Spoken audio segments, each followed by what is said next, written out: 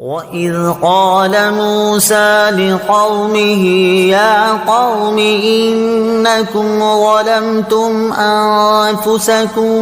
بِاتِّخَاذِكُمُ الْعِجْلَ فَتُوبُوا إِلَى بَارِئِكُمْ فَاقْتُلُوا أَنفُسَكُمْ